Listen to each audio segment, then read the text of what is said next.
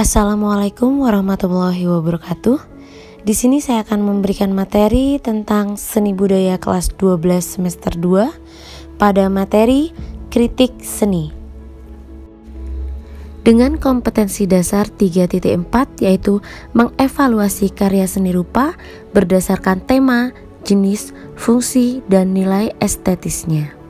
Simak terus videonya dengan baik ya. Kritik dalam seni rupa itu merupakan suatu tanggapan yang umum diberikan oleh seseorang ketika mengapresiasi ide atau gagasan orang lain. Biasanya kalau kita mendengar istilah kritik itu terdengar negatif ya. Kritik identik dengan ekspresi ketidaksetujuan seseorang atau sesuatu berdasarkan kesalahan atau kesalahan yang dirasakan. Nah, tetapi kritik yang dibahas di sini itu tidak mengacu pada hal tersebut, tetapi juga memperlihatkan keunggulan dan menunjukkan kemungkinan-kemungkinan yang diambil untuk memperbaiki kesalahan gagasan yang dikritik. Kritik seni itu membantu pemirsa memahami, menafsirkan, dan menilai karya seni. Biasanya para kritikus itu cenderung lebih fokus pada seni modern dan kontemporer dari budaya yang dekat dengan budaya mereka sendiri.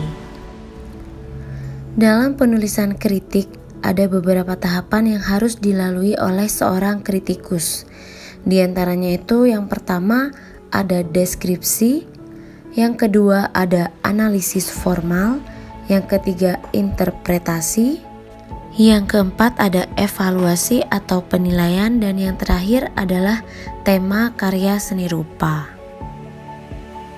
Baik, kita jelaskan satu-satu. Yang pertama deskripsi, yakni di mana tahapan kritik untuk dapat menemukan, mencatat atau juga mendeskripsikan segala sesuatu yang dapat dilihat apa adanya dan tidak berusaha melakukan analisis atau dapat mengambil kesimpulan. Selanjutnya analisis formal, yaitu tahapan kritik karya seni untuk dapat menelusuri suatu karya seni berdasarkan struktur formal maupun juga unsur pembentuknya. Nah, pada tahap ini seorang kritikus itu harus benar-benar memahami unsur-unsur seni rupa dan prinsip penataan ataupun penempatan dalam sebuah karya seni tertentu.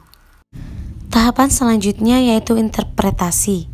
Tahapan penafsiran makna suatu karya seni akan mencakup tema yang akan digarap, simbol yang dihadirkan, atau juga masalah yang dikedepankan. Tahapan selanjutnya evaluasi atau penilaian. Tahapan kritik untuk menentukan kualitas karya seni jika kita bandingkan dengan karya lain yang sejenis. Perbandingan ini dilakukan terhadap berbagai aspek yang akan terkait dengan karya tersebut, baik aspek formal ataupun aspek konteks. Tahapan yang terakhir yaitu tema karya seni rupa. Tema itu merupakan gagasan, ide atau pokok pikiran yang ada di dalam sebuah karya seni. Nah, tema dalam karya seni rupa itu yang terkandung di dalam seni rupa baik dengan karya seni rupa 2 dimensi ataupun 3 dimensi maupun relief. Nah, yang ini jenis kritik seni. Kritik karya seni rupa itu memiliki perbedaan jenis berdasarkan dari tujuan kritik tersebut. Setiap jenis mempunyai berbagai cara dan metode yang berbeda dari sudut pandang, sasaran, dan materi yang tidak sama.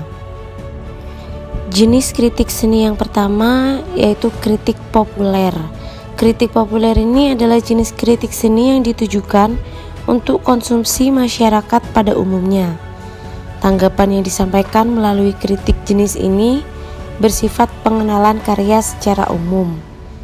Nah, dalam tulisan kritik populer ini biasanya dipergunakan bahasa dan istilah-istilah sederhana yang mudah dipahami oleh masyarakat luas. Jenis kritik jurnalis adalah jenis kritik seni yang hasil tanggapan atau penilaiannya disampaikan secara terbuka kepada publik melalui media massa, khususnya surat kabar. Kritik ini hampir sama dengan kritik populer, tetapi ulasannya lebih dalam dan tajam. Kritik jurnalistik sangat cepat mempengaruhi persepsi masyarakat terhadap kualitas dari sebuah karya seni. karena sifat dari media massa dalam mengkomunikasikan hasil tanggapannya. Kritik keilmuan merupakan jenis kritik yang bersifat akademis dan memerlukan wawasan, pengetahuan, dan kemampuan dan kepekaan yang tinggi untuk menanggapi sebuah karya seni. Kritik jenis ini umumnya disampaikan oleh seorang kritikus yang sudah teruji kepakarannya dalam bidang seni rupa ataupun seni pada umumnya. Kritik yang disampaikan mengikuti kaidah-kaidah atau metodologi kritik secara akademis.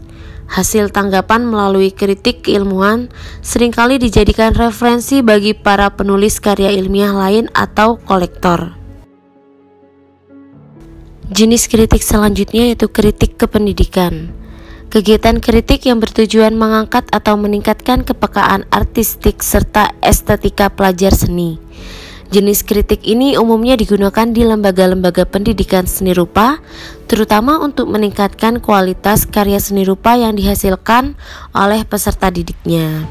Kritik jenis kependidikan biasanya digunakan oleh pengajar bidang ilmu seni dalam mata pelajaran pendidikan seni ataupun seni budaya. Fungsi kritik karya seni rupa yang pertama dan paling utama ialah menjembatani persepsi dan apresiasi artistik dan estetik karya seni rupa antara pencipta atau seniman, karya, dan penikmat seni.